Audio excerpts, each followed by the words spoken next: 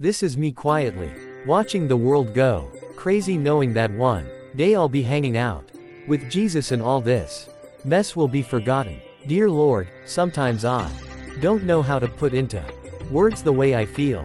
I am grateful and hopeful, yet fearful and dismayed, but I know you are in control.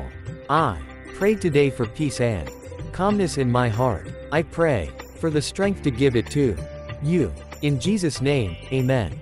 Just a reminder in case your mind is messing with you today. God heard your prayer. You are going to be okay. God is making a way for you. Angels have been sent to comfort you. God has a great plan for your life. You can do all things through Christ. Blessings are coming your way. You matter. You're important. You're loved. Although I don't know what tomorrow will bring, there is comfort in knowing that what comes as a surprise to us does not come as a surprise to God.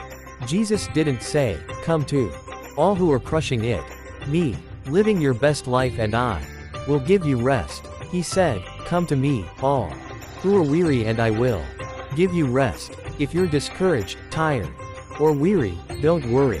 That's exactly how Jesus expected you to come to Him. I don't know who needs to read this, but God loves you more than you can possibly understand. Keep fighting. Keep moving forward. Keep your faith in Jesus.